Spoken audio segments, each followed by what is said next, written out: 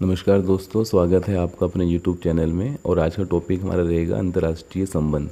और आज हम समझेंगे कि अंतर्राष्ट्रीय संबंध का मीनिंग क्या होता है, उसका नेचर क्या है और उसके अंतर्राष्ट्रीय समाज में क्या उपयोगिता है और क्या उसकी इम्पोर्टेंस रहती है।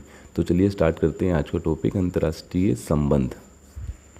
तो आइए सबसे पहले देखते हैं कि अंतर्राष्ट्रीय संबंधों का आधार क्या होते हैं, या आप कह सकते हैं कि इसके इम्पोर्टेंट फैक्टर्स क्या होते हैं।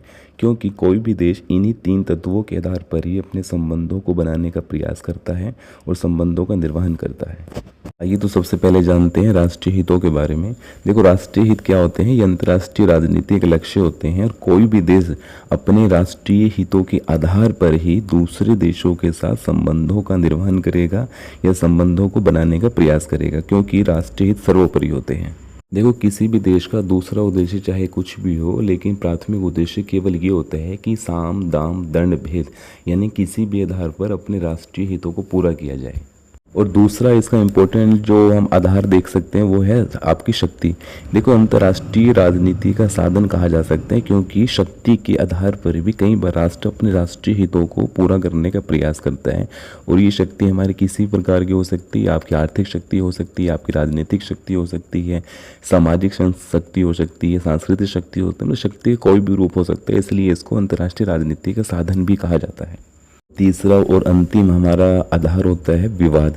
देखो, ये जो होता है हमारा अंतर्राष्ट्रीय राजनीति की प्रकृति कहा जा सकता है, क्योंकि विवादों के आधार पर ही अंतर्राष्ट्रीय संबंधों का निर्माण होता है। हम अपने आसपास के विश्व की गतिविधियों को देखते हैं, चाहे वो सहयोग का क्षेत्र हो, चाहे वो युद्ध का क्षेत्र हो।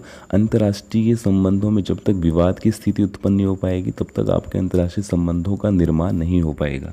आइए अब देखते हैं कि अंतर्राष्ट्रीय संबंधों का अर्थ क्या हो सकता है। सामान्य अर्थों की अगर हम बात करें, राष्ट्रों के मध्य परस्पर व्यवहार जिसमें तनाव, संघर्ष और सहयोग का प्रयास किया जाता है। अगर हम व्यवहार में बात करें, राष्ट्रीय हितों की पूर्ति के लिए राष्ट्रों में विवादों का अस्तित्व और उसका समाधान ही अंतर्राष्ट्रीय संबंध कहा जाता है हमारा। जैसे हम एग्जाम्पल के तौर पर अपने देश भारत को ही दे सकते हैं कि भारत जो है अपने पड़ोसी देशों के साथ में संबंधों का निर्वहन कैसे करेगा, संबंधों का पालन कैसे करेगा। वो आपका आधार ऐतिहासिक भी हो सकता है, आपका सामाजिक भी हो सकता है, आर्थिक भी हो सकता है, राजनीतिक भी हो सकता है। हमें अपने देश में रहने वाले लोगों के राष्ट्रीय हितों को पूरा करना है। अतः हम कह सकते हैं कि अपने देश के राष्ट्रीय हितों को पूरा करना है हमें, तो हम उनको पूरा करने के लिए अपने पड़ोसी देशों के संबंधों का निर्वहन करेंगे। 21वीं शताब्दी में अंतर्राष्ट्रीय संबंधों का महत्व जो है दिन प्रतिदिन बढ़ता जा रहा है, क्योंकि इन्हीं संबंधों के आधार पर विभिन्न देश अपनी विदेश नीति का निर्माण करते हैं।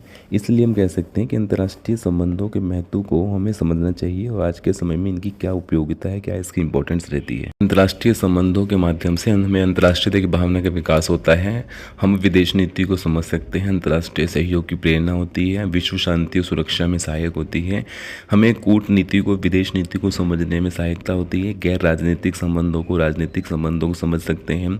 इसी प्रकार से सरकारी, गैर सरकारी संगठनों को हम समझ सकते हैं।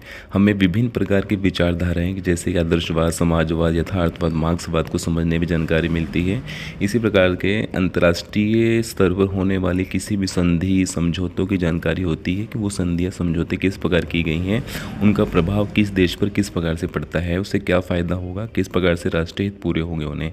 इसी प्रकार से विश्व में उभरने वाली जो नई नई प्रवृत्तियाँ हैं हमारी, उन सब के बारे में हमें जानकारी मिलती है। जैसे 21वीं शताब्दी में हम बात करते हैं, विश्व में आतंकवाद, पर्यावरण प्रदूषण, जलवायु परिवर्तन, कार्बन उत्सर्जन, है ना। तो इस प्रकार के जो नई नई टेंडेंसियाँ होती हैं, प्रवृत्तियाँ थी, उनके बारे में हमें जानकारी प्राप्त होती है। इस प्रकार से हमने आज केवल अंतर्राष्ट्रीय संबंधों का अर्थ समझा है, उसकी इम्पोर्टेंस समझी। इसी के साथ साथ अंतर्राष्ट्रीय समाज में उसकी क्या उपयोगिता है।